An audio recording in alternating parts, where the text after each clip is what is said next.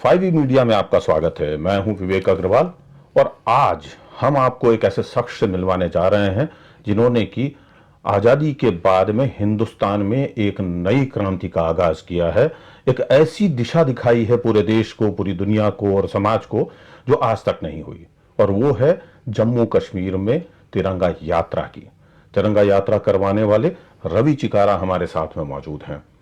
उन्होंने ये काम क्यों किया, कैसे किया, क्या उसके पीछे योजना थी, क्या दिमाग में उनके ये खुरापात सूझी और किस तरीके से ये पूरा सारा काम हुआ, उसके बारे में हम बहुत कुछ उनसे जानना चाहेंगे।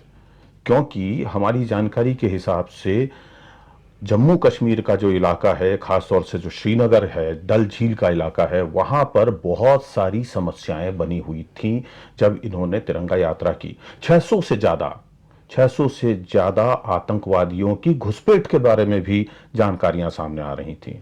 आखिरकार उस वक्त क्या मंजर था, कैसे वो सारी चीजें हो रही थीं, रवि चिकारा और उनके साथियों ने किस बुलंदी, किस मेहनत और किस जज्बे के साथ में ये सब कुछ किया, उसके लिए हम 5E मीडिया में उनका स्वागत करेंगे और उनसे हम बहुत कुछ चीजें जानने समझने की कोशिश करेंगे।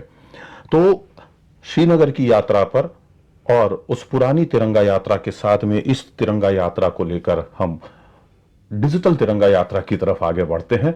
स्वागत है रवि जी।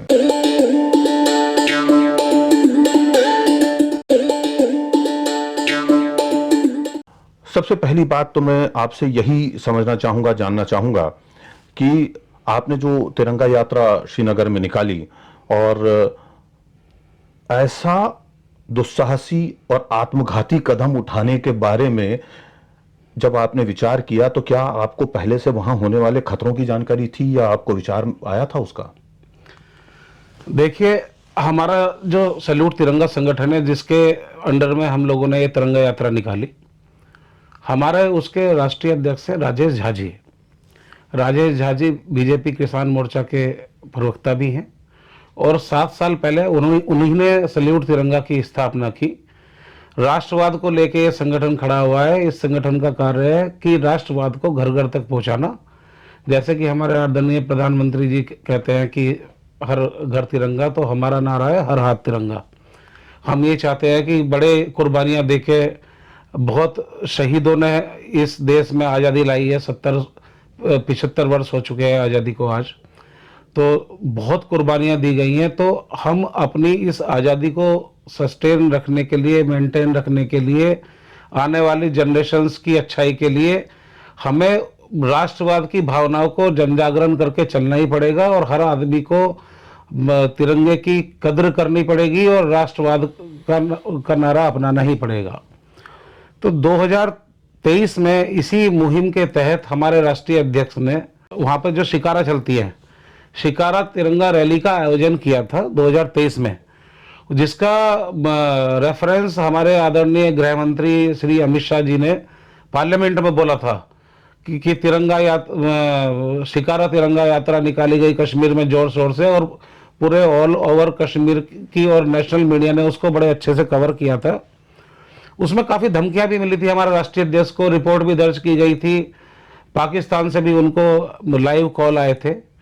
तो इस बार हमारा 1 अगस्त से तिरंगा यात्रा की शुरुआत थी श्रीनगर से, और शिकारा तिरंगा प्रतियोगिता भी थी। तो हमारे राष्ट्रीय अध्यक्ष जी ने पूरे प्रोग्राम की संरचना की और मुझे इसका संयोजक बना दिया। अब हमारा तिरंगा से बहुत पुराना नाता रहा है।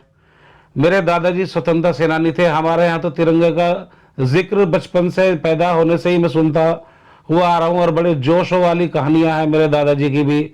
वो गांधी जी के साथ फैजाबाद जेल में रहे, स्वतंत्रता के लिए उन्होंने बहुत सारे आंदोलन किए। तो बड़ा जोश और खरोश हमारे यहाँ शुरुआत से ही तिरंगे को लेकर रहता है। दादाजी ने जो कार्य उस वक्त किया था जी, तो उसके बारे में थोड़ा सा और जानकारी दीजिए, अगर उनके नाम और बाकी सब चीजों के बारे में भी बता सकें। मेरे दादाजी का नाम चौधरी प्रीतम सिंह था।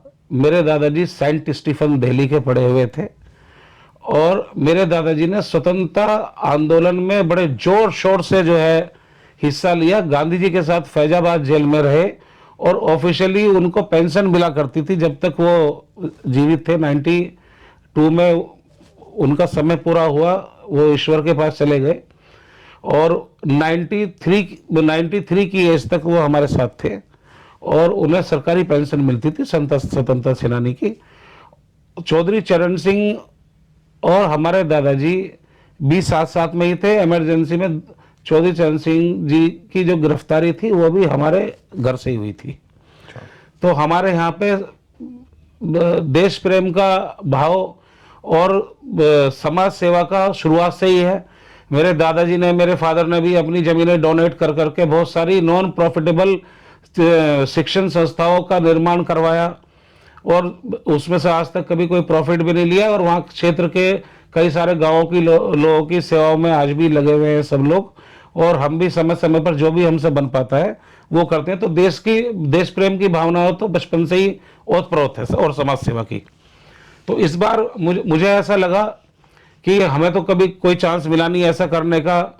मैं देखा करता था टीवी में कि प्रधानमंत्री जी ने जो है वहाँ पे जो है लाल चौक पे बहुत सालों पहले प्रण लिया था कि तिरंगा लहराया था वहाँ पे चैलेंज के साथ में।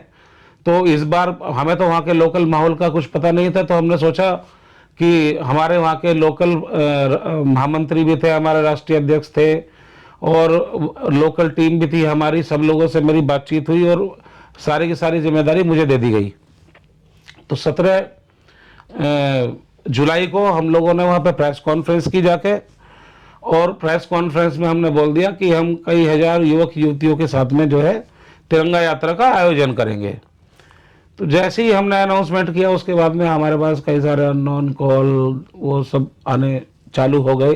किस तरह के फोन आ रहे थे? कौन किस भाषा में बात हो रही थी? क्या एग्रेशन था फोन उसमें? तो हमने, गुस्सा था, नाराजगी थी, धमकियां थी? ये तो हमने तय कर लिया था कि हम कॉल रिसीव नहीं करेंगे, अननोन कॉल रिसीव नहीं करेंगे। लेकिन वो कोड नंबर्स और वो सब चीज़ों से हम, ट्रू कॉलर से हमें पता लग रहा था कि वो कॉल वहीं से लोकल थी। फिर हमारे वहाँ पे पोस्टर बैनर सब जगह लग गए थे, तो हम तो एक्सपोज थे फोटोग्राफ्स के साथ में। एयरपोर्ट से लेके पूरे श्रीनगर में हमारे बैनर पोस्टर लगे हुए थे। बिल्कुल। तो फिर हमने, हमारे कुछ कॉमन फ्रेंड थे, बहुत बड़े ऑफिसर्स जो सिक्योरिटी फोर्सेस में ऑपरेशनल पोस्ट पे तैनात थे श्रीनगर में, तो उन्होंने भी बड़ा डिमोरलाइज किया कि यहाँ पे इनपुट्स अच्छे नहीं है, यहाँ मत आइएगा। अच्छा, तो किस तरह के इनपुट्स की बात कर रहे थे वो? एक्चुअली उस टाइम पे बड़ी कई सारे ऑफिसर्स के ऊपर अटैक हो गए थे। इनपुट्स थे कि कई सौ लोग जो है अंदर घुस आए हैं, छुपे हुए हैं। तो वो तो नेशनल टीवी पे भी आ रहे थे सब, बहुत बैड इनपुट्स थे। फिर भी हम लोगों ने प्रेस कॉन्फ्रेंस की थी, तो एज ए संयोजक वहाँ पे जाना था, तिरंगा यात्रा करनी थी। तो हमारे जो राष्ट्रीय अध्यक्ष हैं उनकी फैमिली में तबीयत खराब थी, तो मैंने उनको, तो राष्ट्रीय अध्यक्ष जी को रिक्वेस्ट की कि आप मत आइए।